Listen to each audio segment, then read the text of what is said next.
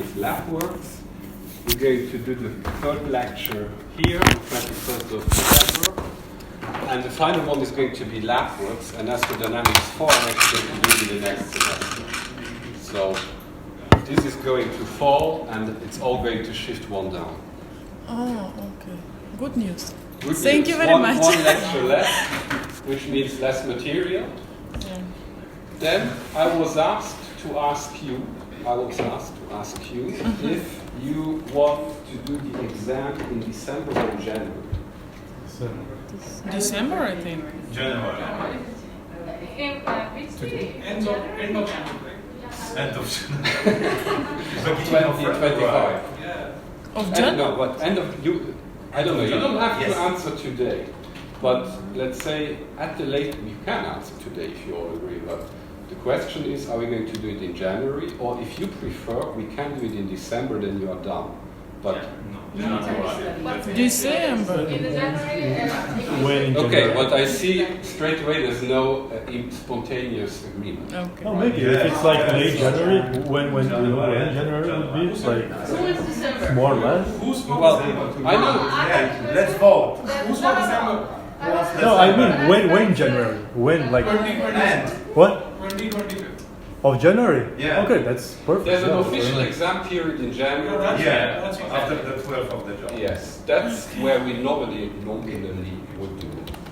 Yeah. Unless the class says, you know what, we want to be done with that one, with this one in December, then we are done. Then I don't have a problem with doing it in December. That's all I'm supposed to tell you. So we can keep it as is. And when Or December?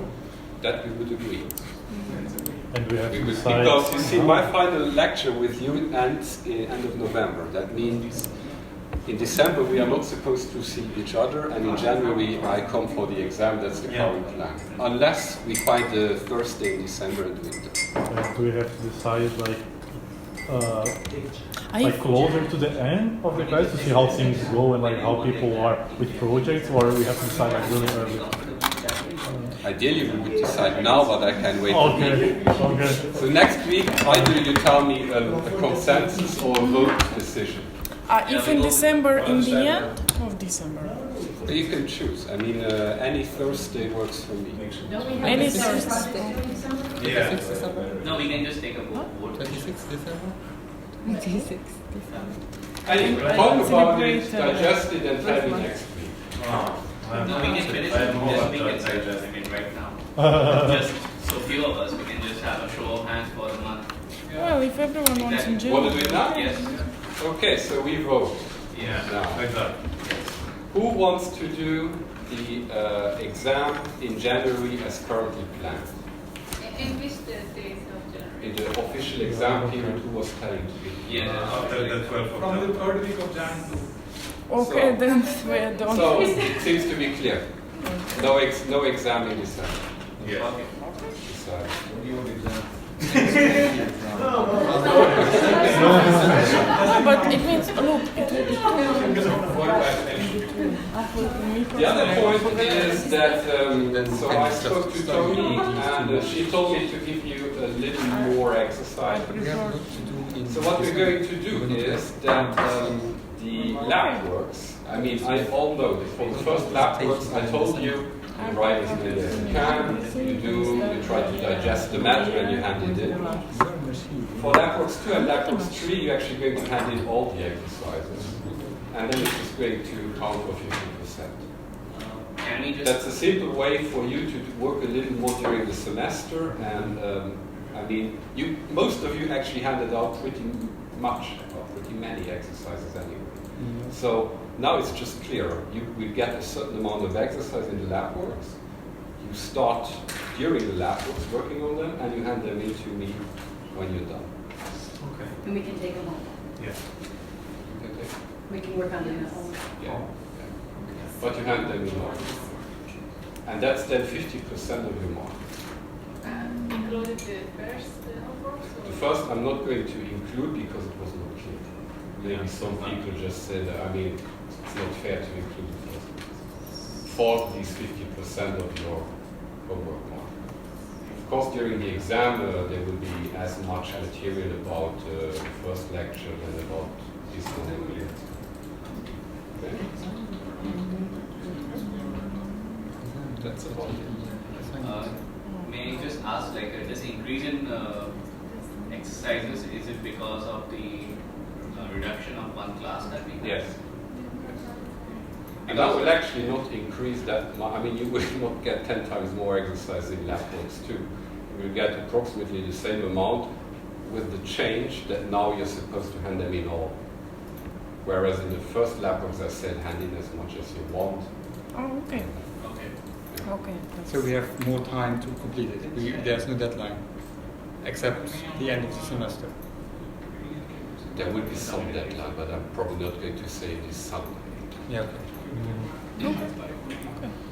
It will not be in January. It will be probably in December. And will we need to hand it in via Moodle or via mail? Ideally, if they solve my Moodle problem via Moodle. So That's the nominal plan, but it's not yet solved for me. Okay. Then, any questions about last lecture? Anything, any particular point? I mean, after all, we're taking another slot today to discuss lecture 2. If there's any question, go ahead. Otherwise, I mean, I just saw with Jan another discussion on Kepler elements. Is there anybody who is capable right now to come to the whiteboard here and just give me, in one shot, a good explanation of the 6 Keplerian elements? Just drawing and explaining in English what they are. Anybody capable of doing that today? Go here. Make a drawing. And speak a little bit about the Keplerian elements, what they are, what they're supposed to mean, just explaining it. It's just a question, it's not an obligation. It's just for me to find out if anybody would have the... Okay? I still have trouble with the English. That's why we're doing it. I want to see. So you do one drawing or 2 or 6 and you just explain it. So what's this circle? Earth. We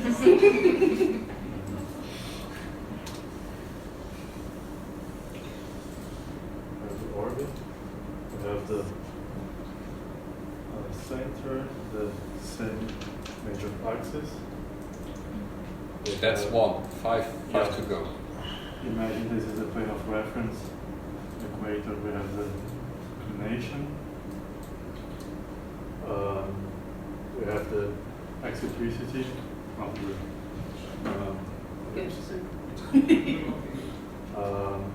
if we have the sun and the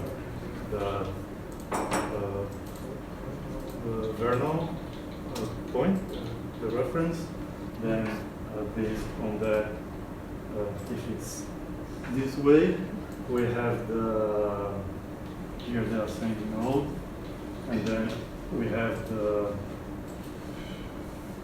party from here doing the turn until here. We have the inclination of the ascending node. Right, essentially. Right, yeah. Yeah.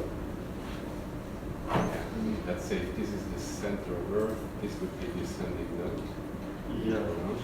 Yeah, then you have to turn until you reach the direction of the vernal equinox. Yeah, I was doing this way. Okay. Yeah. You understand? Yeah, I was doing this way and then you turn this way until you reach the What is the direction of the vernal equinox? What is this direction? It's this star really, really far that doesn't... Aries. Aries is the... Yeah. Okay. It's constellation. So we have the major axis, inclination, eccentricity.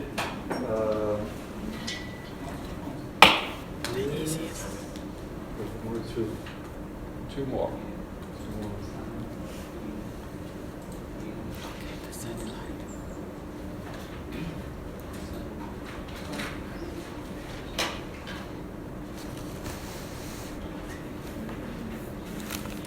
Locate the satellite. Hmm? You have- Locate Oh the yeah, satellite. obviously, yeah,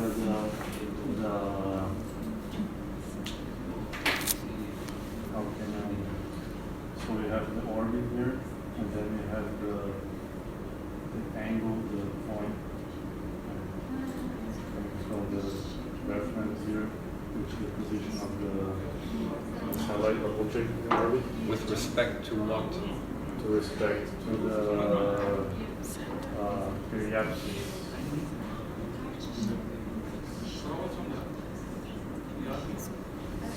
Here, For me, to the center. Oh, that's the ascending node.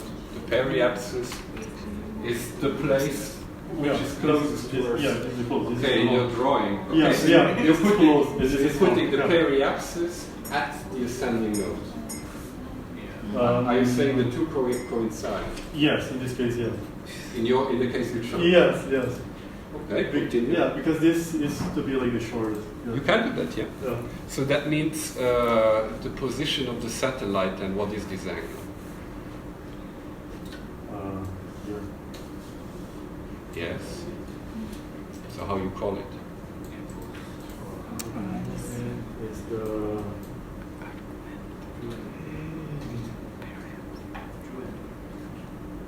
He knows. We heard it. it's the argument of periapsis. Yeah. That's not it. No, it's the other one. Yeah. I mean, you chose periapsis to coincide with the location of the ascending node. Yeah. That means actually what you actually say. If you say in English, I choose the periapsis to be equal to the place of the ascending node, then in mathematical terms it seems small omega equals 0, which is the one guy you haven't mentioned yet. That's the argument of parity. Then the true anomaly mu, it's from here, actually to here. So it's this angle. Oh, then I don't understand. But I you don't chose understand this how one. he drew. I think you forgot it kind of, but you took a special case where omega equals 0. You can do that. I mean, I was just not sure. But there's in this drawing, how can I explain where is omega here? Omega would be the position of your perigee. If you choose it to be here, I mean, there are orbits where the perigee is at the extending node. But in a more general sense, it is somewhere on the orbit. Let's say here, or here, or here. It's just the closest one to the center of Earth. So your omega would go to from the center of Earth to here, the small omega, and mu would go from here to here. Okay, in this case it's 0, so yeah. Okay. Good enough. Good enough. Thank you. So that means it seems more or less digested.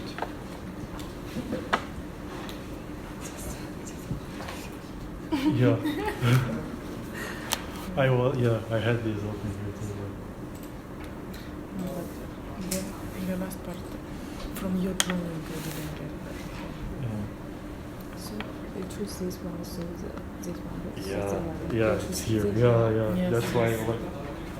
So, And I didn't today we understand. continue with the remainder of lecture 2, the part we have not covered last week, and it's arguably the, let's say, mathematically most challenging part of this semester. I mean, we are using matrices now. I mean, if you're fine with, some people might have no problem with it, but just with respect to all the rest, it's mathematically a little bit more substance behind it. But just to remind you, we came from last time, that's the wrong direction. Last time I started introducing coordinate systems, where we positioned our satellite in. Now, what we're talking today is about changing, going from one coordinate system to another one, meaning if I have the position and the velocity of a satellite in, let's say, the geocentric reference system, what do I have to do if I want to express the same position in another reference system? For instance, the topocentric one, the perifocal one, or heliocentric one. So it's how to switch from one of these guys I showed you earlier to the other. That's what we're talking about here. And this is all about matrices and rotations. So here is just repetition for some, maybe new to others, just a change of basis using matrices. what I show you here on the left-hand side is one example where we have two coordinate systems, x, y, and z, and another coordinate system, x prime, y prime, and z prime. And so it's actually just a rotation about the z. If you see, you have x, y, and z. This is a side view, and here you have a top view from, let's say, the position on top of the z-axis, so to say. It's just a rotation about an angle alpha. It's just, let's say, mathematical repetition, or let's say positioning of the problem. So we have two coordinate frames, and they are related by a rotation through a positive angle alpha. And now, actually, the whole question here is, if you have a vector A expressed in one coordinate system, how do you express it in the other coordinate system that is rotated with respect to the first one? So that's what's given on the right-hand side. You have the vector A, which can be expressed in both coordinate frames respectively as those two versions, 1 and 2. For the coordinate system I, G, and K, it's number 1. And for the coordinate system U, V, W, so the one that is rotated with respect to the first one, it's equation number 2. It's just the same vector expressed in two coordinate systems. And now, suppose the expression for A is known in 1, let's say O, X, Y, Z, how to find its expression in the prime reference system. And then the rest, what you're seeing is just the method how you do it. I don't know, has anybody done in a prior life, in a prior bachelor's course rotation matrices? You have done that? That's for robotics. Yeah. Okay, then you know, then this is simple. It's just exactly the same. It's just, you have this, it's always this tree thing. I mean, this kind of exam, if you're a teacher, you see 200% doing like, and you know, okay, we have an exam in rotation. So you have the right-hand system, and then I rotate, and I want to express a vector in it. That's all. It's actually simple for those who have done it. If you haven't seen rotation matrices, you need to spend some time with it. So is this the linear transformation? Sorry? Just the type of linear transformation? Yes. I mean, I could say it's dead and continue the next slide, but I just, if you tell me it's fine, then I'll go more. I don't know to what level I should go. I wouldn't mind a refresh. I would say give some depth. Okay. So you have, you relate the unit vectors of the two bases to each other. You have here the unit vector IG, and K. In, well, K you won't see. I mean, K is in the third dimension. Let's take the top view here. We have I and J. You have U and W. U and V, sorry. And then what you actually, W is equal to K. That's this third dimension. And all you're doing is you take simple trigonometry to relate the unit vector UVW to the unit vector IJK. You just can see that U, I mean this vector, is cosinus alpha times this vector, which is that length, and sine alpha times G, which is that length. That you just have to see with trigonometry. Then you can see how UVW is linked to IJ and K. If you see that, same for V, I mean this guy here, it's nothing else than minus sine, so upwards here, times J, yeah, and plus cosinus alpha times, that's an I here, it's an I. It's minus sinus alpha, sorry, that's a typo. And plus cosinus alpha J.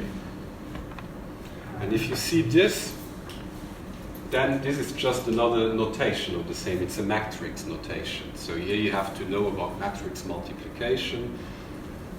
This is a vector, this is a matrix, this is a vector, and if the vector U, V, W is this matrix times I, J, and K. So for the guys who have done that, maybe you give you help your course students in explaining it offline, for those who are familiar with it. And for those who are not familiar, maybe you seek for somebody to explain it if you don't see it. It's simple trigonometry, and again, I repeat, this should be an I.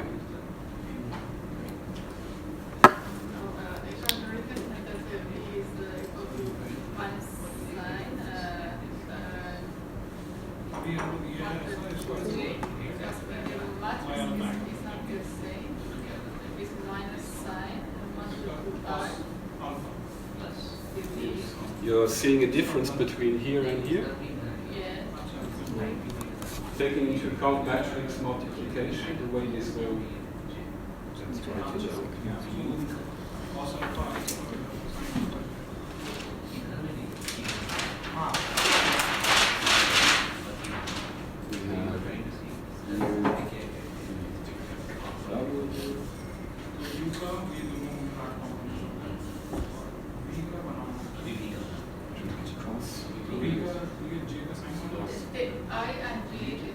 I mean, you take this, the way you have learned or have not learned matrix multiplication. Yeah? Minus Not sine, cos sine, minus sine, cos sine, minus sine.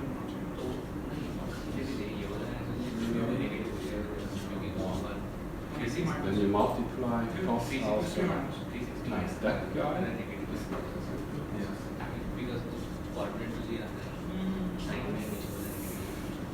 So u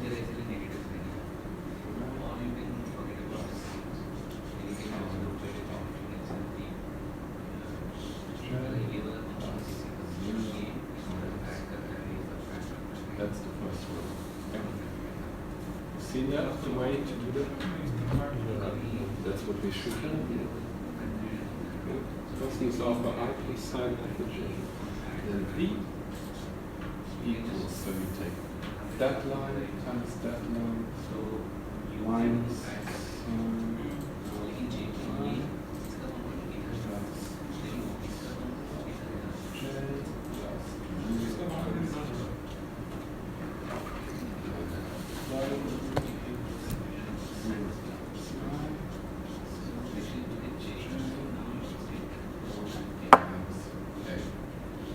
then you should fall again with what you have here. It's just twice the same notation. It's twice the same in different notation.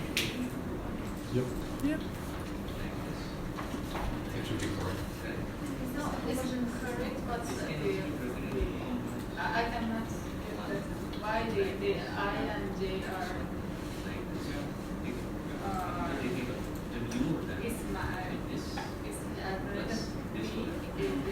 minus multiplied to J, but it should be multiplied to I. Exactly. Yeah. That's what I was saying. It's a typo. It's an error. Completely. Yes. I was repeating it twice, and actually, so for everybody, this guy is an I. It's me writing an error. It's an I. But then, when you're here, you have that expression, then you substitute this in equation 2, you end up with having vector A relating to, with the same rotation matrix to vector, so A in the system U VW, meaning the rotated one, with respect to the vector A in the original one. Then you get this so-called rotation matrix, which we call capital A vector Z, so AZ. Then in matrix notation, you can write that the vector A expressed in U VW is equal to matrix A times the vector A expressed in IJK. That's all. You can only rotate in around one axis, right? At the same time. At the same time. Yeah. Next slide is where we do 2 rotations in a row. So this is one rotation about Z. You can only do one rotation at a time. Here you have the same principles in a similar way for rotations about X or Y. Let's imagine we start again here. We're not rotating about this axis, but about X is this one, or Y is that one. Then you can use the same principle as derived from here to here, but you get another matrix, which we call AX and AY, because these are rotations about the axis X or the axis Y. So we have 3 rotation matrices, AZ, AX, and AY, depending around what direction we rotate. I once you know that, you can continue. And you can do successive rotation about several axes. And here we can take a practical example from the reference frames which you saw last time. And it actually will come back at the very end of the lesson, where we're talking about orbit determination. But here, as I say, sometimes one rotation is not sufficient to go from one coordinate system, CS stands for coordinate system, to another. Several rotations about several axes are needed. Use matrix multiplication if you have to do this. So here you take several rotation matrices and you put them in a row. For you, David, for you might know about that, others not. So here I'm showing a practical example. I have now a position of a satellite in I, J, and K, meaning the geocentric. So in the example, take a vector A, I, J, K in the geocentric coordinate system, and now we want to find its southeast zenith components in the topocentric coordinate system. If you're not exactly clear what that means now, just go back and have a look at the beginning of the lecture where we're talking about these reference systems. But here's just a practical example. Sometimes you have a satellite expressed in that guy, in the black one, and you want to express or know its component in the orange one, which is linked to a certain position on the globe. This one is linked to the center of Earth, that's why it is geocentric. This is linked to the topos, meaning a certain location on the planet, that's why it is topocentric. And what you then have to do is to do two rotations in a row, which you now can see or cannot see. You do a first rotation about the axis K of theta degrees, this is theta, and then you take a second rotation about J prime, which is the blue one, the intermediate reference system, and you rotate about 90 degrees minus the latitude. This is the latitude, so you rotate about that guy. So first you do a rotation about the z-axis, then you make a rotation about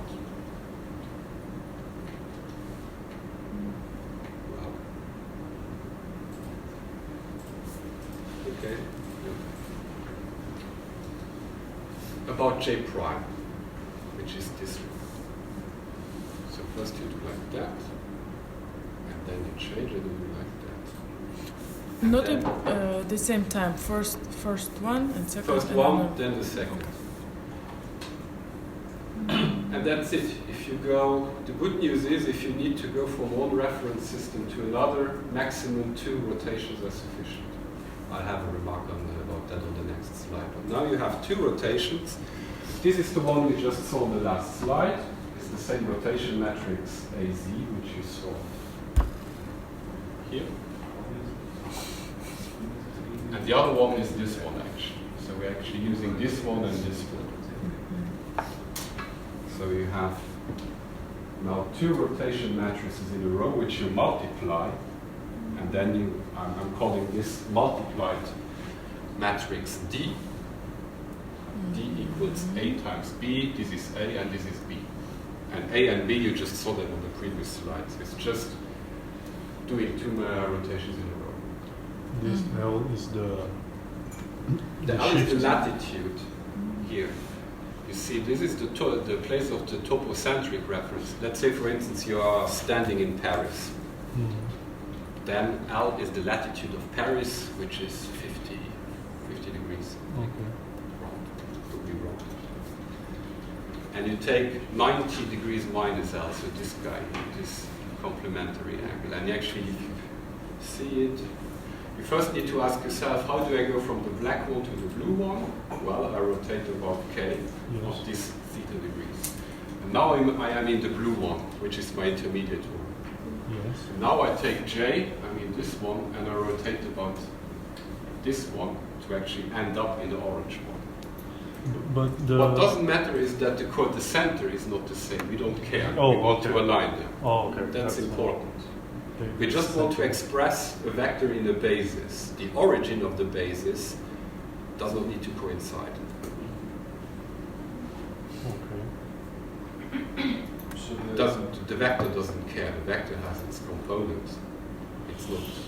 Only direction. So the point of the origin of one coordinate system, it's preserved for all linear transformations.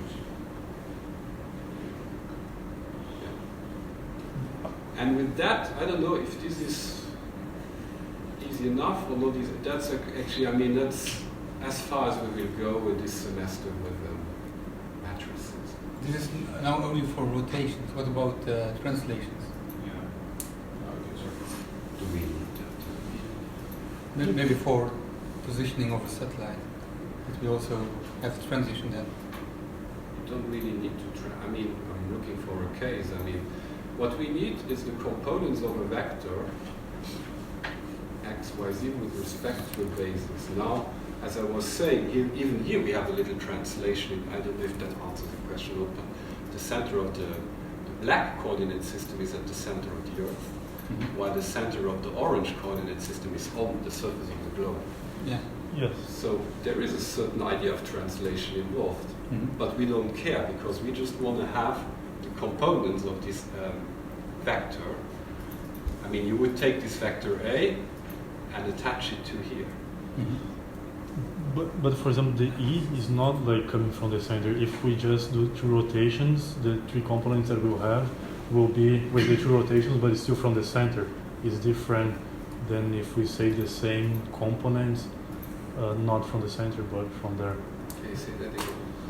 If we do 2 rotations, Yes. we have the 3 components of the vector after the 2 rotations, but they are still coming from the center. So for example, you have the E, S, and Z, but they are not coming from there, they're coming from there. So if you have the same components from one place and from the other, they go to different points in space. That's not important. Yeah, I Okay. mean, I see what you need, but we are not. The fact where your center is not important for us to have the components of the vector. I mean, you will see that in the exercises, maybe not sure if I express myself very well. It's not relevant. Okay. No, but like in this very specific example, Yes. what I'm trying to understand is we are just doing the rotation and we don't care about the center, but the magnitude of the vector Aij. So that magnitude, if The norm? does it change? I mean, the magnitude of the vector does not change if you go from. It does not change in this rotation, of course, because we are not doing any translation, so it will not change. But Can you show me an example of what you mean? no, I mean, I can, because for example, if your satellite, it's in position 0, 0, 0, right? In the first one is in the center of Earth. If you rotate 2 times, your satellite is still in the center of Earth. But in the new system that you want, 0, 0, 0 would mean that your satellite is not in the center of the Earth, but in the surface at this point there. So you also have to translate the center. So like But Yeah. the vector, you take it from here. I take this vector, I detach it, and I put it here. I mean, the vector is a vector, but it's just its components are expressed in another reference system. That's what I'm interested in. no, that's true. So it doesn't matter where the vector starts.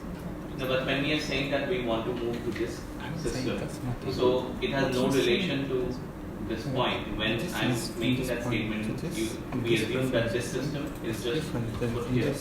Is that The what rotation did not change.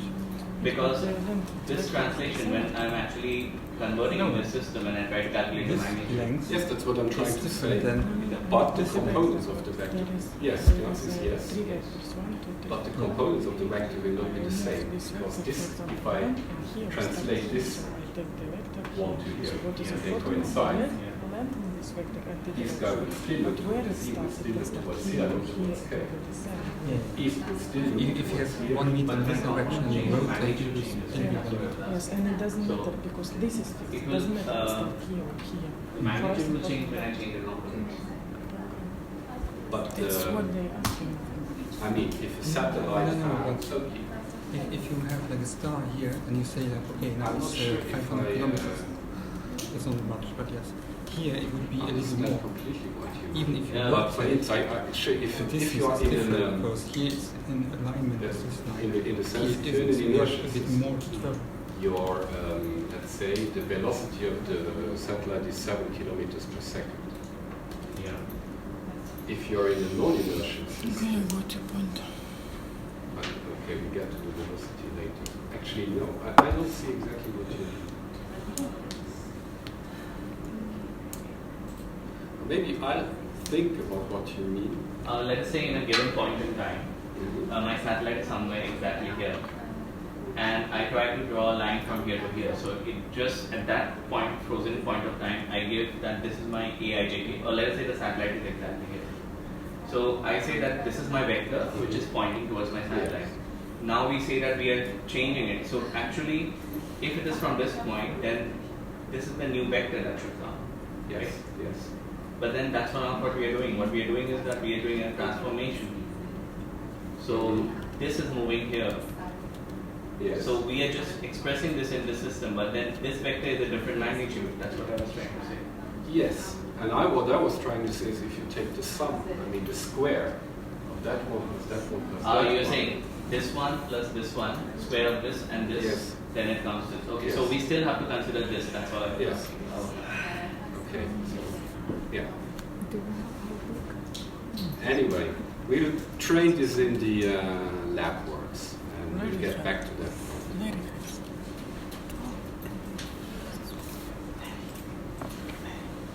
For the inverse coordinate transformation, I mean, here we went from the black one to the orange one. If you wanted to go back from the orange to the black one, you just take the same matrix D, but you just take its inverse, of course, D minus 1. So it's the inverse of the matrix. And then, since all rotation matrices are orthogonal, the inverse is equal to the transpose, and you can actually write that. So rotation matrices are orthogonal, meaning that the components they are made of are orthogonal to each other. So it's just a mathematical property. These angles, you call them Euler angles. So this one, I mean the angle about which we are turning. So maximum of 3 Euler angle rotations are sufficient to bring any two frames into coincidence, and memorize by heart the 3 basic rotation matrices, meaning if you memorize these by heart, the AZ, AX, and AY, because these are the ones you are using. Even here, you can find them. That's it. That's the rotation of matrices. Are always Euler angles used, or also sometimes quaternions? I took out, quaternions are used regularly. I took it out for an introductory class. Okay. They are equally used. And it's for some people simpler to use quaternions. If you want to use quaternions, that's fine for me. But I'm not going to go into that. So, with that, let's say, yeah, that's something I want you to understand and be able to do, coordinate transformations. That's it about that. Now we're getting to 1.5, determining R and V from Keplerian elements. Here, actually it's just a complementary. Last time we did the Keplerian orbital elements, and we checked how to get them from R and V. Meaning if you have a position and a velocity vector, how do I get the Keplerian ones? That was 1.3. 1.5 is just the inverse. And the good news is here, I do not ask you to know that for the exam. It's for your information. It's just for you to know that if you have Keplerian elements, you can find Cartesian elements, meaning R and V. If you have Cartesian elements, R and V, you can also find Keplerian elements, so depending on what you need. This is how you get it. It's 2 steps. I invite you to read it if you're interested in it, but I'm not going to do exercises or exam about that. Yeah, it's 2 steps. Find an expression for R and V in the perifocal coordinate system. The perifocal coordinate system is one of those I showed you last time. Then, depending on the case, you can get an expression for R and V in the geocentric reference frame.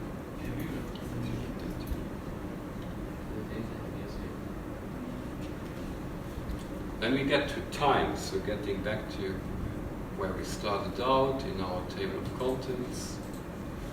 Just to remember, we're doing coordinate systems and the measurement of time, all of that to finally be able to graph the notion of orbit determination. That's input we need for 2.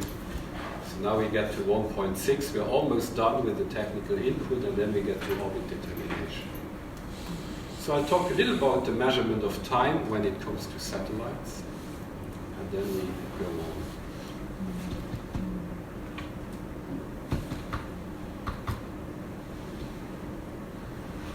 So the one notion I want you to have knowledge about is that there is solar time and sidereal time. We already talked about that briefly last time. There's a solar day and there's a sidereal day. The solar day, or what your clocks are using right now, as we speak, or your computer clocks, they work on solar time. Well, not the computer clocks. Let's say the normal clocks you're used to. That means it's the mean solar time is the time between two successive transits of the sun across the local meridian.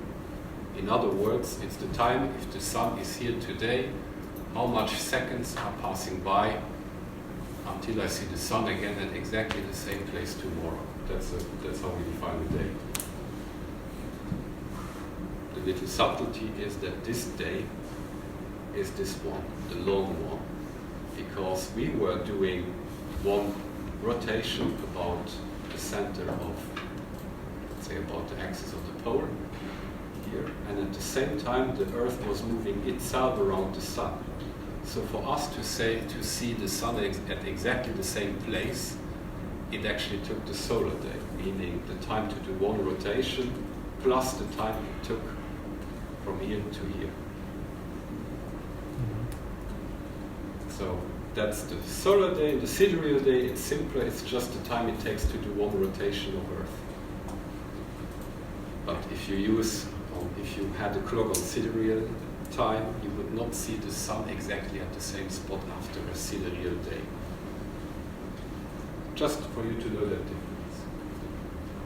And even simpler, I mean, there's one, you can define time with respect to the rotation of the Earth only, or you can define time with respect to the rotation of the Earth plus its revolution around the sun.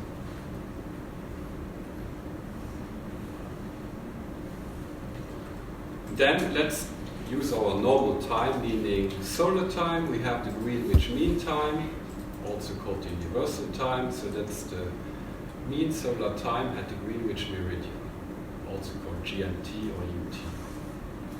And we are right now at UT plus 1. We should be, unless they changed. I mean, last Saturday we had the change in clocks. I wonder if this was right last week. And I wonder if they changed clocks in England last Saturday. So maybe this was right last week, but this moment. I need to check if we are at UT plus. We are at UT plus 1. It's 4. Just for you to know, because this is important. If you have ground stations around the globe, let's say the ground station in the US is seeing the satellite, they will use their time, which is not our time. So you need to make these conversions between time zones. Is the only reason why we use variations of the GMT and UCT instead of variations of sidereal time convention? Say that again. Why do we use UCT and GMT instead of sidereal time?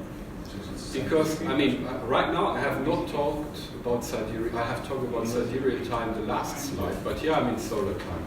And when we humans are observing a satellite, we have the tendency to use our normal time we have on the clock. I'm getting to the next slide. I'm telling you how this is linked to the sidereal time. But this is just out of practical purposes. The first thing you do is you have a look at the air. Let's say you see the satellite. You have a look at the clock.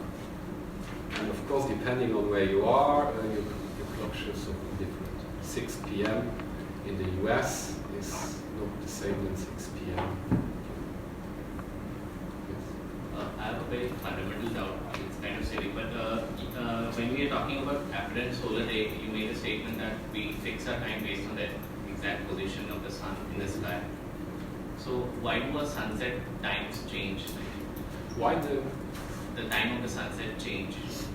Because if I say that sunset is fixed at 5 p.m., so it should just go over the horizon at 5 p.m.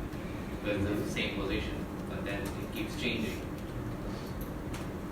Because when you move towards the sun, you No, I get that part. I know what is happening, but then I'm talking about it in terms of the apparent solar day. The statement that we fix our time based on the position of the sun. So which one from the Earth will we use? Yeah, investigated. It's a good point. That's a good question.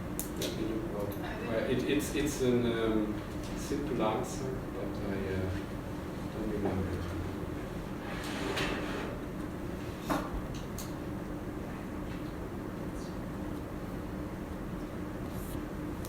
So which one from the Earth is solar day? Yeah.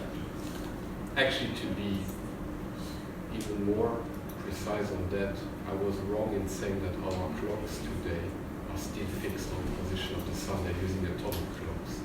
Or let's say you have you have the International Atomic Time, if you Google that. That's what your computers are using. And I think that our clock are now linked to that. But I will check because I don't know. I have to look it up. But normally what you're saying, you have solar time, that's where the sun is. And the time it takes, the sun should be at exactly the same point. Now what you're saying is that, what are you exactly saying actually? That when the sun is setting, Yeah, it comes to the point of clocks. Like basically, if we are using the sundial, it makes sense because then when the sun hits that, that's 12, but then that point always changes. So using a sundial, it makes sense that based on the position of the sun, we fix a time. But but the clocks that we have today, I mean the watches that we wear, it doesn't depend on the sundial time because we have different shadows at different times. actually I think the notion why we have sidereal time, it's introduced why we have to actually circumvent this entire discussion we're having now. What exactly the problem is with the apparent solar day, so I'm just giving here the historical reason why the definition where it comes from. But you're right, let me look it up, I don't know that. I mean, I don't know if that's, but about the sunrise and sunset, like also during the whole year, the length of the day changes. So we are always either the day getting longer or shorter, and this influences the time that the sun is like sunrise or sunset. It's always like 1 minute by day or like less, but it's always accumulating. And then you have the longest day of the year and the shortest day of the year at some point. But what you're calling day is actually when there is daylight. The day is what it is. But what you're saying is how long it is bright outside and how long it is dark outside. Yeah, but the length of the day doesn't change during the whole year. The length of the day is what it is, but the length of the daylight is different, depending on the seasons. Yeah, exactly.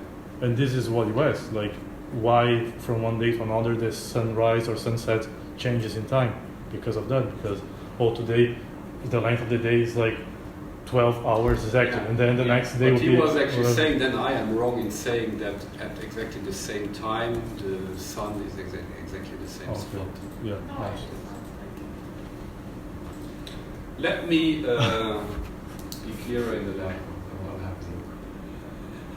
The one notion I wanted to get across is that there is sidereal time, which is just simpler, it's just a rotation of the Earth, which is what it is. When is what time frame used? When do we use the real time, for We example? get to that now. Okay. That's the next one. I mean, right now we're just using UT, or Greenwich time. So when do we need to do this? Whenever observations made in the topocentric coordinate system have to be expressed in the geocentric coordinate system. It is necessary to know the sidereal time. Now, the interesting or important point to make is that this angle theta is called the sidereal time. And now, so the sidereal time can be expressed both in decimal, in hours, or as an angle. And to see that, it's again the angle with respect to the vernal direction. We had that angle already earlier when we made here theta. This is called the sidereal time by slight uses of language as well. You can quantify the angle between the vernal equinox direction and your position of interest, also you call it theta. Now,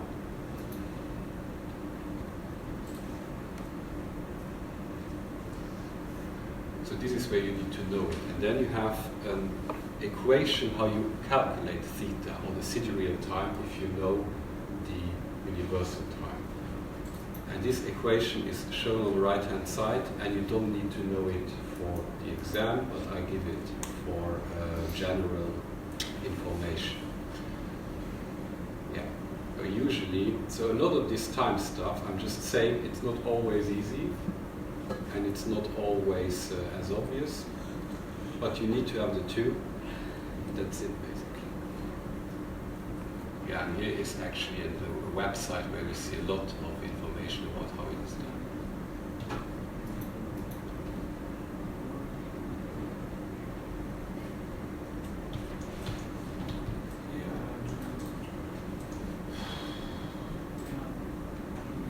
Now, precession of the equinoxes. That's what we talked about last time too. It's just the knowledge that you should know that the pole, like a top, is precessing and has this movement. The period is 26,000 years, and that's the precession period, and then you have the nutation period, which is about 18 years. Nutation is this little movement on top of the precession. So nutation is this oscillation. For you to know, if you want to be very precise in positioning a satellite, you need to know where the pole actually is, the axis, depending on what application in space. Again, this is for information. I will not have you calculate the precession of the pole. It's difficult stuff.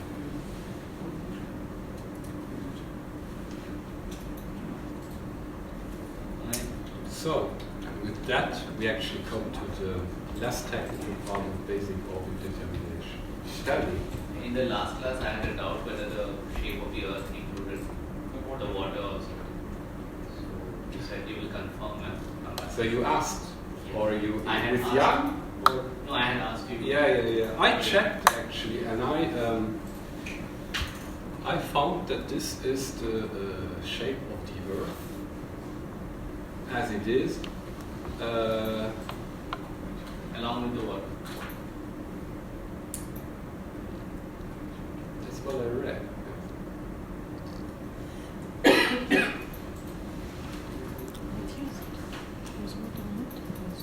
Let's check.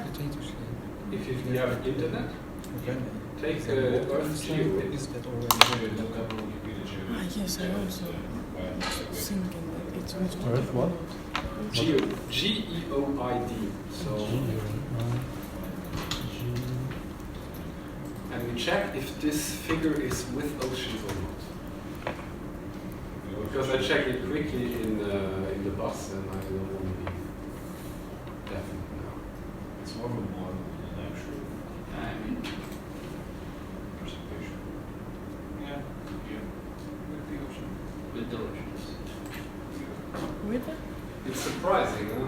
How potato-shaped it is. Yeah. That actually, I don't know, Jan told me just before, did he tell you about the J2 perturbation? Yes. Yep. The J2 perturbation is the perturbation on the satellite due to the non-sphericity. So if this was a perfect sphere, then the equation I showed you in the first lecture about Newton's two-body problem would be correct. Unfortunately, the equation is not completely correct due to the J2 perturbation, which means the deviation from a perfect sphere. Actually, there's an interesting image which shows this is what the ocean should be, but it's like almost concave. So, Mm. yeah. What you're also having is that in semester 2 you have so-called perturbation due to the tides. I mean, because you have the tides, the mass of water is not constant on the planet. And so that means, depending on when you are in the day, there's another pull on the satellite, I mean, at noon than at evening. all of this is fed by the satellite, just the masses of water holding the moon. And what's the cause of the movement of the water? Well, it's the moon. So in order to know, so the moon is actually perturbing the satellite in two different ways. First, from its gravity. I mean, it has gravity itself, so it's already pulling on the satellite. But at the same time, it has a secondary effect of causing the tides, which in turn move and pull on the satellite. There's advanced stuff that's orbital perturbation theory. So here you have long equations. Very long. So this is a representation of what the Earth will look like if only gravity acted on it and no atmospheric effects. This? Yeah. This is a representation of how the Earth looks. The soil, I mean the planet Earth in all its ugliness compared to what we have in mind when we think about a perfect sphere. What is undulation? What? Undulation. Undulation? I'm reading the computer article Jerry that has a picture similar to basically this picture, and then the same picture but as a sphere. It says Jerry undulation in false color to scale. Because so this is kind of a linear shared belief in vertical exaggeration. So it's not a water. that means the colors are, if it is blue, we are probably, I mean, you take a perfect sphere and you draw, as you mentioned, you draw a perfect sphere. Then you have some parts, you take the best sphere you can find, you have some parts that stick out, which are, and these are in red, then you have the ones that are below, that is in blue. So it's the deviation from a perfect sphere in a color. White means it lies on the perfect sphere, blue means it is a bulge and a valley, and red means it is a mountain compared to the perfect sphere. So, let's make a break and go later to orbit determination. If you want the temperatures of the ages, things on the Earth looks like this. 5 minutes. They would burn grass. There's the same machine. Yeah, saying that there's Yes, I forgot. I will do that. I just also. Does anybody have headache tablets? I think I have. Huh? For me, it was more headache. Oh, okay. Again, Yeah, I need a tablet. Yeah. I have only Nurofen. I'll try it. Aspirin. Aspirin. I think aspirin would be better. Thank you. You need one. I do, but we still got an hour. So aspirin, Nurofen, not drink aspirin, and later you will correct it with a bit of wine. Yes, I will send. I have it. Let me. No, now I cannot because I don't have traffic, but I will. Thank you. Add to my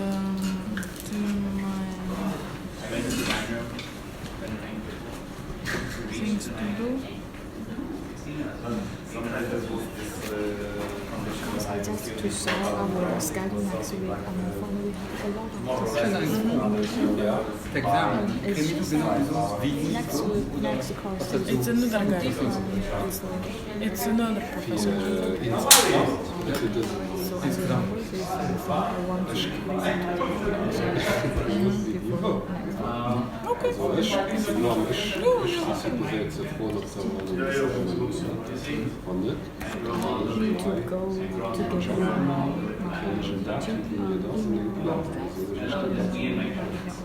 I know.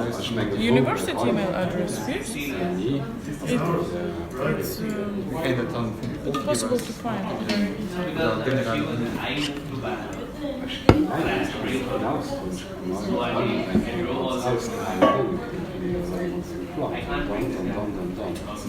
Das feststeht, dass nur am Plan und das man schüttet auf Rot.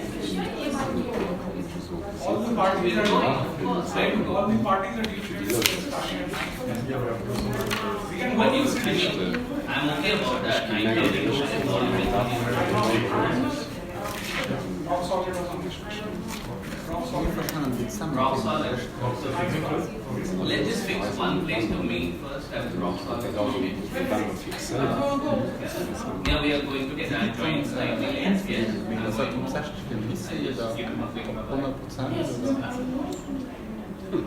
The venue.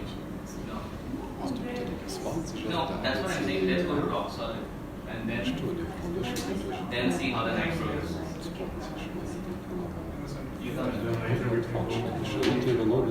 Het is sowieso het principe. Ja, dus wat zwangsje op appels op een eind gelijkje gezegd is.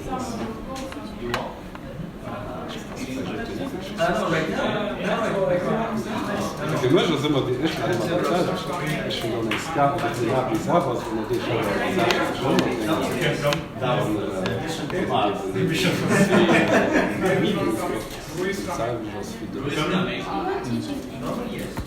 You're coming, right? Ich habe einen Kaffee und 20 gerechnet. He can join.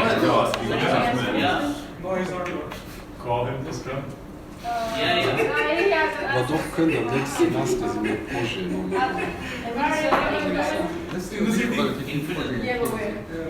Das ist ein Semester.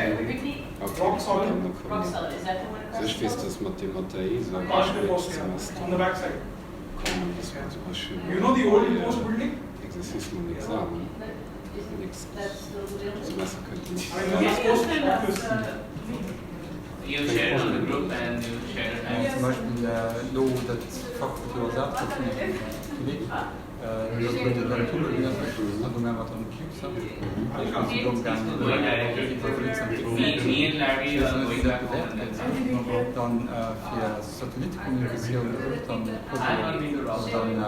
dann Kommunikationsprogramm vom Aufbau. Yes, but it's not. Isn't it Hamilius? It's another one. I get on Hamilius. Het is bijna niet examen.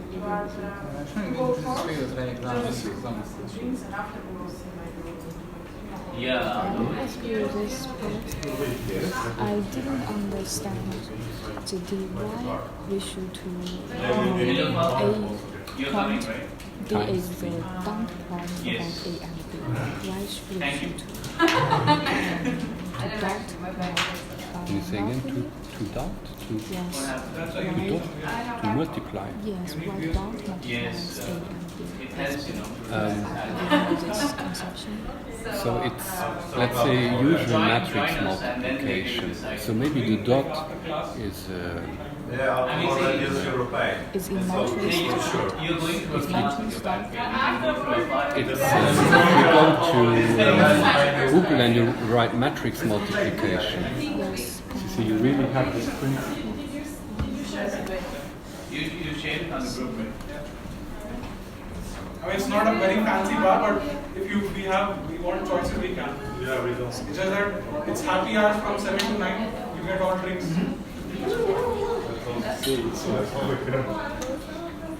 So what's the best way to get to town? Take the tram Yes. to the bridge? These are Or go to the sea, just walk? It will be a bit too much, but I mean, depends on how people feel. You can take a bus from bus.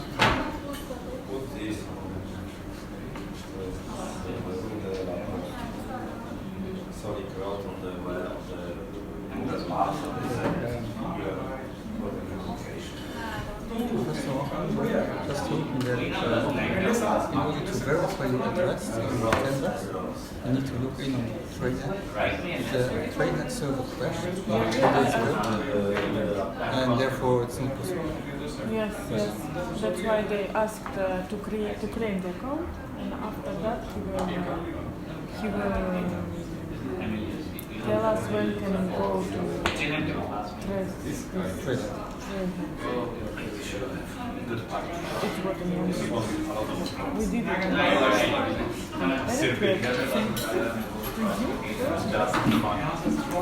For 1 hour. We want to go to after that it will be to the bar road for it. There is a link. It's in Emilio was I don't know how.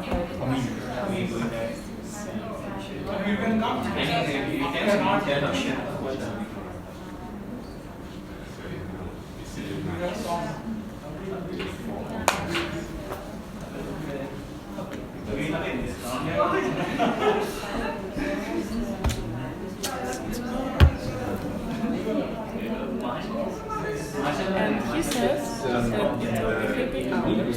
Sorry? Happy hours. Happy hour. Yeah. 1 drink by, 2 drink get. Good boy. Then The matrix multiplication does that's why I also should drink for water because my husband doesn't.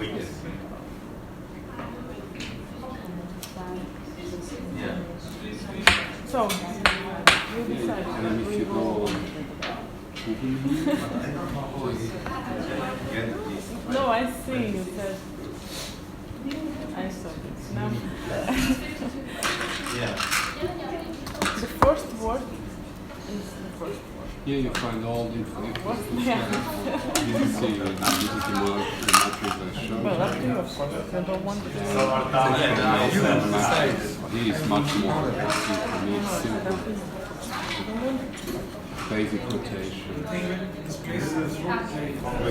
same matrix I showed you in the Then if you want to know about the multiplication, Not push, just and what kind that means is that you're doing rotation. I'm not talking about now, just like this. Like you stay at home and So this is what I showed you.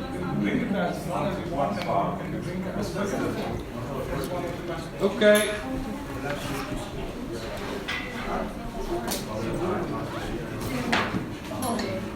So let's finish for the day. Tu sais ta email ou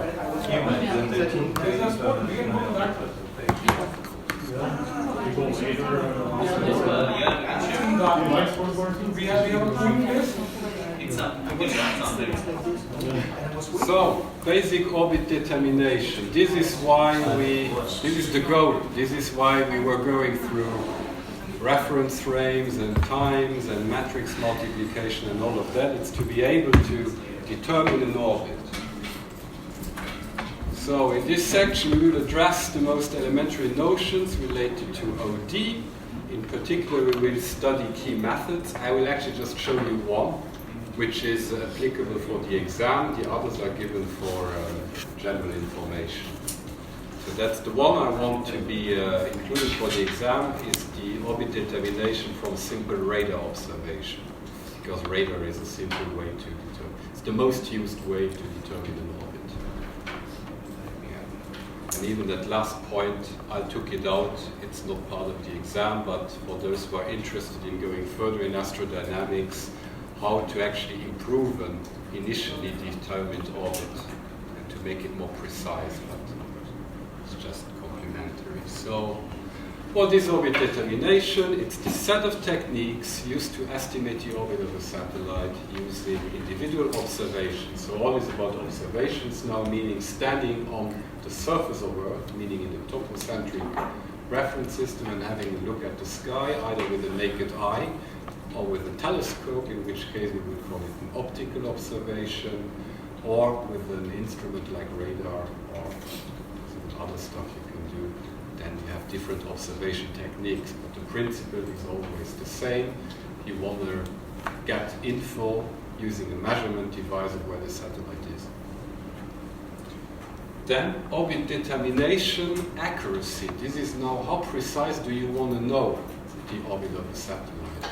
Some satellites, like typically here, the CubeSat missions, you just want to know for a few kilometers, sometimes even hundreds of kilometers are sufficient to know where your CubeSat is. You really don't care that much to say it is precisely there or there. So you can be wrong about hundreds of kilometers and it doesn't really matter. That's for, let's say, more low-cost, simple missions. In other missions, or the other part of the extreme, it is really centimeter level. You would have to know up to the centimeter in space where the satellite is. that is possible. It's a high art, which takes into account perfect knowledge of the geoid. As I was showing you, every little bump, you need to take it into account. You need to know about the position of the moon, of Jupiter, of Mars. You need to know about the terrestrial tides and ocean tides. So if you want to really determine the orbit of a satellite at centimeter level, that's not so easy, but sometimes it's needed. Then you have other applications in the middle where you have to know the accuracy of your satellite at meter level. For instance, if you want to avoid collisions in LEO, which is the case study or the case I wanted to show you a little more information today, then you need to know at meter level where the two satellites are, because it's only then where you can plan an avoidance maneuver. So for instance, if you have two satellites on collision course, you need to know at meter level where they are, because if you don't, if you know only at kilometer level, you cannot conclude if they will go into each other or not. At centimeter level, you don't need it. So then, depending on how good you know the two orbits, you can predict whether they will crash or not, and you can do an avoidance maneuver or not. So this is the case I wanted to show you. That's actually one of the domains I've been working in the calculation of orbits, sufficiently precise to avoid collisions. That's what I have been doing for the French Space Agency. And yeah, so there you need to do orbit determination at meter level. Excuse me, quick question. Regarding deep space missions, like for example, orbiting close to an asteroid, using more centimeter level or meter level? So good question. I mean, here too it depends on the application. For example, what do you want to do at the asteroid? If you go to the asteroid to, for instance, let's say the asteroid is on collision course with Earth. You don't want to mine it or land on it. You just want to go there. For example, there's one mission. Let's say this is the asteroid. Let's say that for a second, and then I've worked on a mission called the gravity tractor, where you put the satellite next to it, and just due to the Newtonian attraction between the two, the asteroid is perturbed, just because the satellite is next to it. And because it perturbed the satellite on its orbit, it's going to avoid the crash with Earth. So you can picture situations where you're an asteroid that's in a collision course with Earth, but if you put a mass next to it, just standing there, it's a very boring mission. You put for 10 years just the satellite next to the asteroid, that perturbs the orbit sufficiently to not impact the Earth. For this kind of mission, your precision you need to know the orbit is meters to 100 meters. But then in other cases, let's say for instance you really wanted to land on a planet. Now you don't go there and you stay there, but you actually go to the asteroid and now you want to land at a certain point. Then it can be sub-meter. It really depends. But if you want to land, will you then need to determine the position on centimeter level before landing, or before starting, or can you determine the position on an accurate level when you're there and then approaching the satellite? The second, because before you start, actually, what is the best? So here we get into measurement techniques. How would you determine the position? That's actually the problem with asteroids. You don't really know if they are on an impact with Earth or not. Because the one way you have to observe an asteroid, to know about it, it's actually not radar. Some have done it with radar recently. It depends how close they are. But usually it's the telescope. And depending on the quality of your telescope and on the focal length and the specificity of your telescope, the best you get out is a few kilometers uncertainty. Meaning the asteroid could be here, the center of mass of the Earth, and then you know there's asteroids that are as big as these classrooms, other are much bigger or much smaller. But you can have, for most near-Earth asteroids, I think the level of precision is on hundreds of kilometers. Meaning it could be here or in Paris, so to say. We simply don't know. And that makes an impact in the prediction calculations whether it would impact with Earth or not. So, to answer your question, the really good precision, you get it during the mission. You have to go there, and then you can talk with the satellite. The satellite can have a few measurement devices on board. You can do so-called radio astronomy. You can measure the time, the speed of light it takes to actually talk with it. So you can actually much improve the orbit when the satellite is there, using the technology on board. Even the satellite itself can have a LiDAR or radar to actually get the position of the satellite with respect to the asteroid, and then it can tell you, using other techniques, its own position. But that's complicated stuff. So here we are actually going beyond what we will see.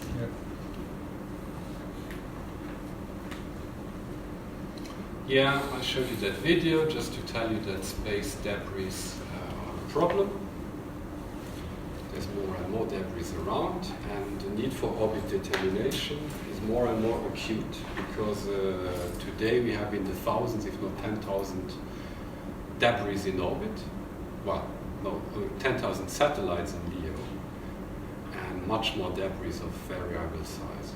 So what you need to do is have precise knowledge of where these, meaning position and velocity, in Cartesian or Keplerian elements, one of the two you need to know for each of these. So it's a tremendous amount of work, where many people are working on it, each country individually. Most of this data is not exchanged between countries, it's kept confidential. And every country, even companies, the companies usually, if you take SES, they have all their satellites here in the geobelt. And here too, there's more and more debris, so they too are doing have their team to know about the position of potential debris and their satellites in the geobelt. And as you can see, it's much less crowded than here. Yes? So when launching a geosatellite, you need to take care that you will not hit any new satellites. So how big is the time frame you have when you have like a clear sky? Of course, these dots, I should say, are not to scale. It's not like that. I mean, right now, as you can see, the relative size of Earth and each of these dots is different. Meaning, if you have a look at this picture, you say, "Wow, I don't get out anymore." Yeah. It's not so. It's still a problem, but not as much as on the picture. Okay. But still, for every launch, and we'll talk about launch in lecture 3, actually, about launch windows. But you have a team that actually guarantees clear sky. So they are talking to each other. There's a whole mechanism in place with radar measurements, actually. So there's tremendous radars around the globe to check for this. It's like you said that there is 10,000 debris on the low orbit, or 10,000 satellites on I'm the saying, LEO. so to be correct here, and not for me to say an error, in LEO there should be around 5,000 to 6,000 satellites. So if I say 10,000 was an order of magnitude, it's probably 5,000 to 6,000 satellites in LEO, alive and dead together. Probably half of them alive, half of them dead.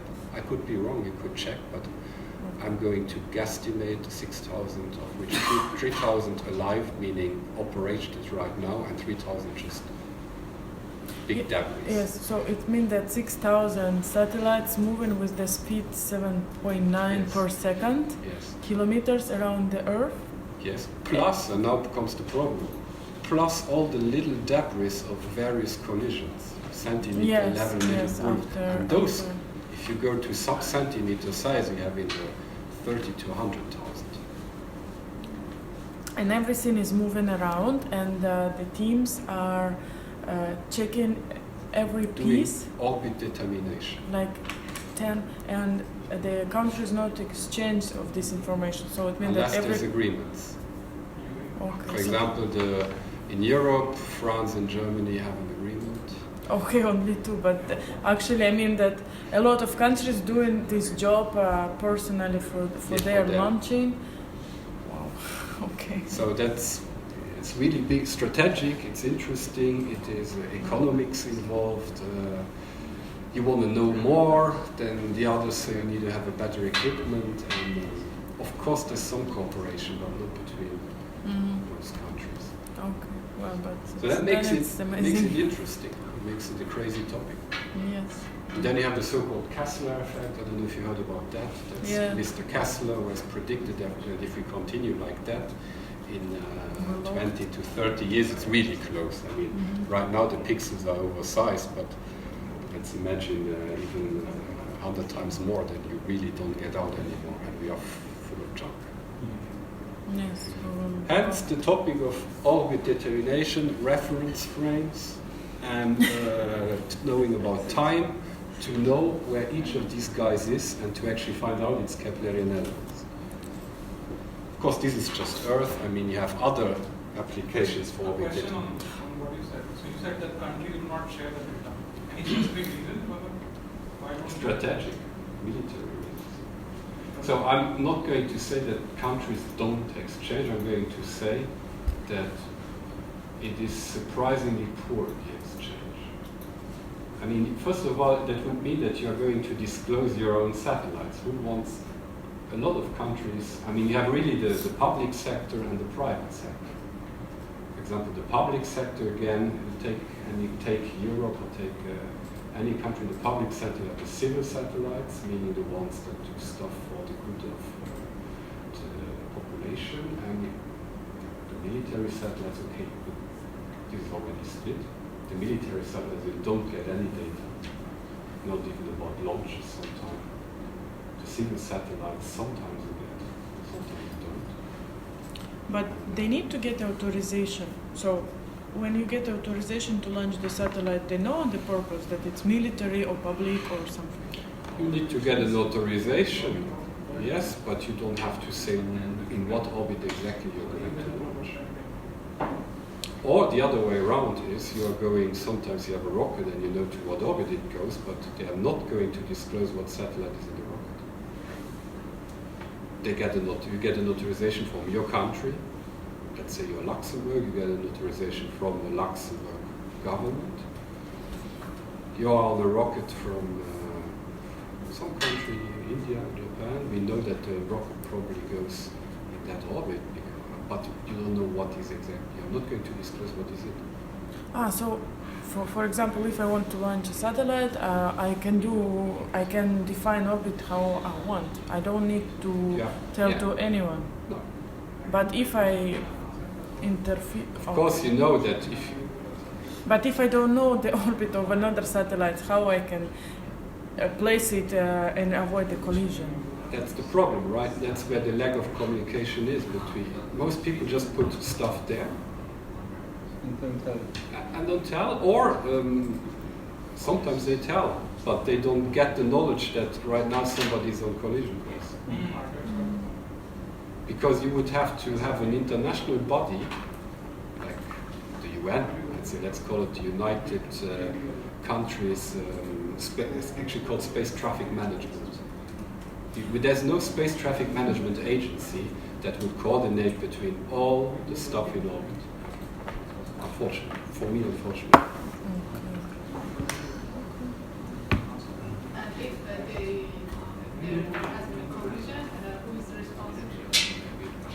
Right now, it's illegal. That makes it interesting in an interdisciplinary master. Right now, it's a, what do you call that? It's a legal void. If there is the legislation in outer space, we have 5 treaties, maybe you have seen them somewhere. The 5 UN treaties, none of them is stipulating the way of how one should act in that race. So if 2 satellites clash into each other, it's the Wild West. The Wild West. There is no law applicable where people have, some countries have signed that they would stick to it. And it's actually one of the, the UN COPWAS, the UN Committee for Peaceful Use of Outer Space, they are pushing this. But there's a lot of resistance from the actors to actually be part in it, because they would have disclosed what they're doing. So that makes it very interesting. So let's go quickly to the last important part here where we have some equations, but just to tell you, here in Europe we are relying on mostly German and French sets complemented by the US Space Surveillance Network, who actually has radars, tracking radars, telescopes, and the so-called space fence all around the globe. So they are one of the countries who have a good view of what's going on in space, and that's where Europe has an agreement with to at least get some data. And then I'm going to show you one method of orbit determination, one only, that's the one I mentioned. Orbit determination from a single radar observation. Let's say you are somewhere on the planet, somewhere on the globe. You have a radar, can be a big one like that, can be a smaller device, and you just want to know what the orbit of the satellite is. You want to find out the Keplerian elements or the Cartesian elements. What you do is basically what is explained here. You put yourself in the topocentric reference system. You have north, east, south, and zenith. It's one of the coordinate systems I showed at the beginning. You have two angles, the azimuth and the elevation, and you have the so-called range, the range to the satellite. Then, what you can have sometimes is the so-called range rate, meaning r dot, meaning the time derivative of the distance between your ground station and the satellite. Mm-hmm. These are measurements you can do when you have a radar. This is the data you get when you have a radar. You know, if you position your radar, let's say it is a dish, position it like that, you have the elevation. I mean, this would be zero elevation. If it points up, you have that angle here. Then, as you have seen maybe in some movies, the radars can turn around like that to look for the object. That's your azimuth. And then they shoot up a signal, and then they get an echo back. And with that, they can determine the range. It's just by using the speed of light. Only satellite or debris also? Also debris. And the smallest... That depends on the quality of your radar. Okay. If you have, that's really a lot of research and money is going on to good radars that can track objects smaller than, let's say, a tennis ball. The tennis ball is typically the limit where really, let's say, billion, not even million, but billion euro, billion US dollar radars are built to find it. Also, the range is depending on the radar type. On the radar, how expensive the radar is, the quality. Yeah, the exactitude of the measurement of the range. No, I mean just the range in general. Can we, with these kind of radars, track view and view? The distance of the distance. Yes. And if you're really good ones, that's what I mentioned, you can do estimates. Okay. Yeah. Okay. The range, I want to keep using the word range for the actual distance between, let's say the maximum range. Yeah. The maximum range also depends on what. Usually, if you take our European sets here, it's in LEO, it's a little bit of GEO, but you don't get further than the GEO belt. Yeah, and then that's the mesh. So these 6 data points, you get them when you use the radar. You get a range, you get an azimuth, an elevation, and for most modern radars you get also the time derivative. And if you have these 6 data points, it's again the magical number. Here we have 6 data points from the radar, 6 versus 6, then you can get 6 orbital elements, either position velocity or Keplerian elements. And then there's a method how to use that, express the range and the range rate vectors in the topocentric system. That's what we have in here. So this is the range. It's Rs times S. That's the unit vectors SEZ. So you get OS, OE, and OZ. Simple trigonometry which you can derive from here, from that figure.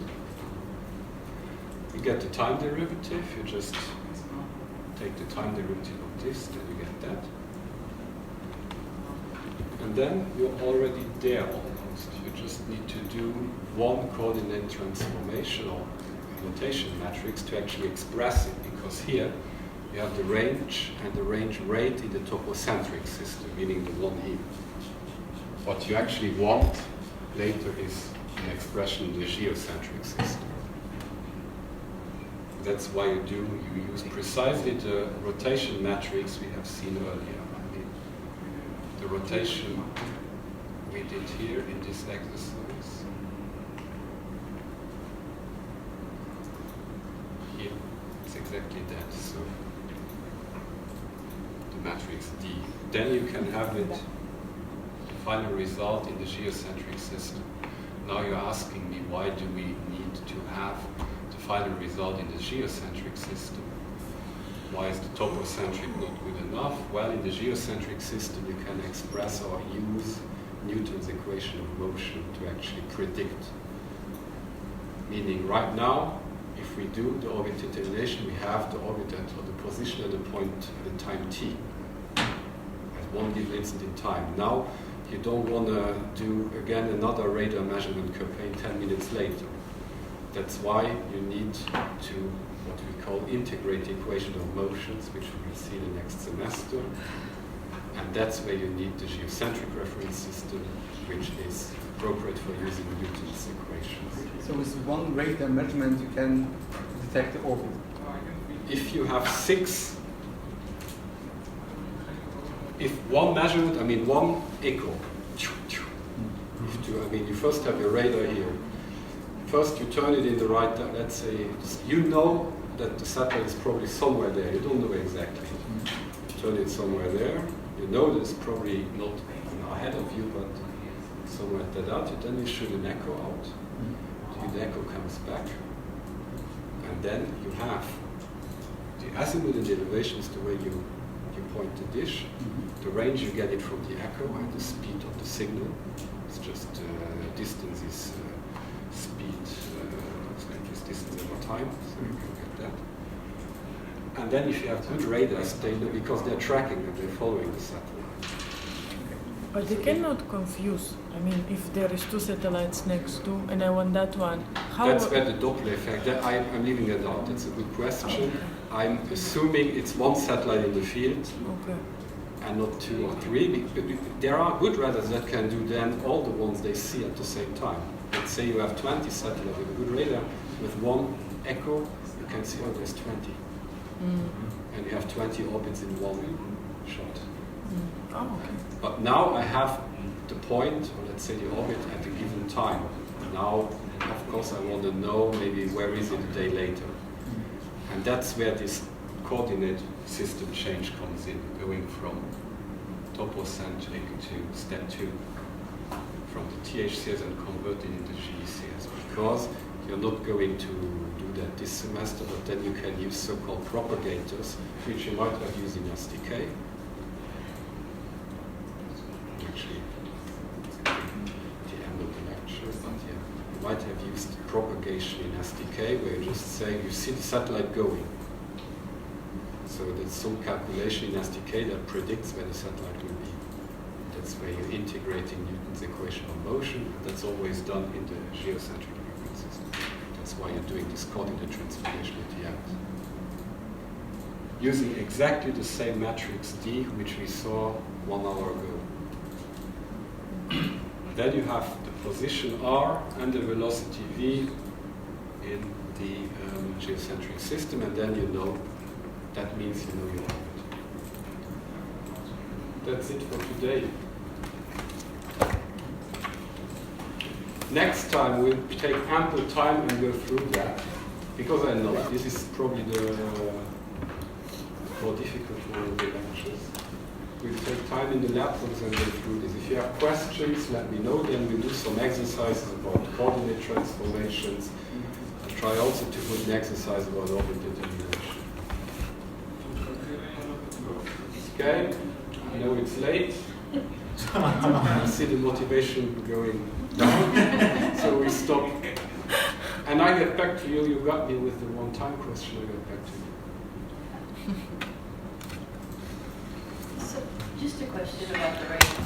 Could somebody just with the radar just automate moving through the sky, you know, like, and then view the map?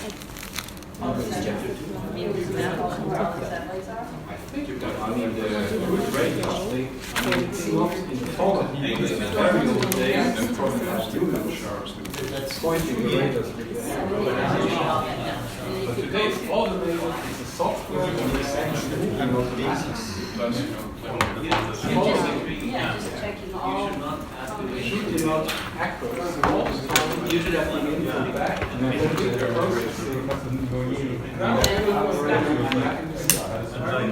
But you need to have all the equipment even latitudes because you see if you're on the planet, if you're here, you can only shoot out to the northern hemisphere. You will not see stuff there. However good your radar, that's actually important. However expensive and radio radar is, if your radar is at a given latitude, it can only look towards there. That's why a lot of powerful countries are very interested in having sets all over the planet and also at southern latitude. For example, Australia is a big partner of the US in terms of space cooperation, because then you can put radars there and all of a sudden you see all the devils there. So this is why it is important to have radars at all latitudes. Is that possible that not only one radar but more 2 or 3 radars? Of course. You know, to stay professional. Because only got what I'm showing is the most simple way of later because numerous radars, even different. You have telescopes, you have lasers, you have a lot of different techniques.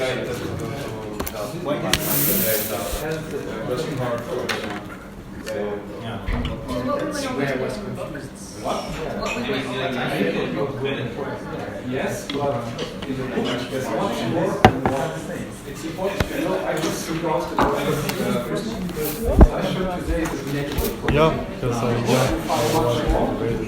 and more complex. Or other techniques about optics, how to use the telescope.